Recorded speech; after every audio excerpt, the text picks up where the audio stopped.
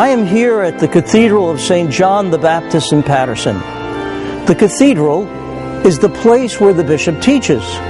How appropriate that I'm here to explain to you some of the details of our Partners in Faith campaign. I wish to share with you many of the good things that I have learned in the last 8 years as your bishop. Let's start with our Catholic Charities agencies. Last year, we served 75,000 people in desperate need. That's both good and bad news. Good news, because we have so far been able to meet these increased needs. Bad news, because more and more people are hurting. In this economy, where current funding has not kept pace with demand, Partners in Faith will help lessen that gap. Another thing I've learned as your bishop is the shocking lack of even basic medical care for the very poor in our urban areas. Partners in Faith will provide financial support for urgent care to those who need medical assistance, for mental health counseling, and for physical conditions that cannot be delayed. Through Partners in Faith, we are giving financial support to an exciting initiative run by various local religious congregations to support urban families. We will begin by supporting the women. I think the women themselves are going to identify the needs which will be surfaced in centers that have been set up in other cities similar to this by women religious. Some of the needs are ESL or help with job applications, development of parenting skills. We also see the opportunity for faith formation for the women who come in some way, and the development of their own God-given gifts, whatever they may be. Our schools are another important area of diocesan life. Even during challenging times, we must never lose sight of the intrinsic value and importance of our schools to evangelize. Our Catholic schools form future generations steeped in faith, academic excellence, and character. Through Partners in Faith, our schools can apply for grants for capital projects.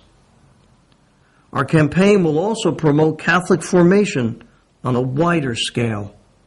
It will develop a web-based program focusing on great works of literature and prominent religious and philosophical texts. Our diocese is only as vibrant as our parishes.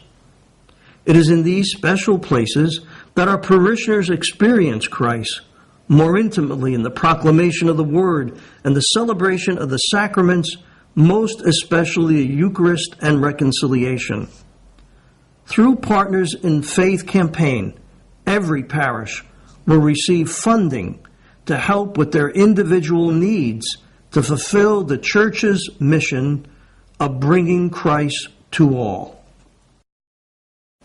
We are proud of our priests. Many have served our diocese for generations.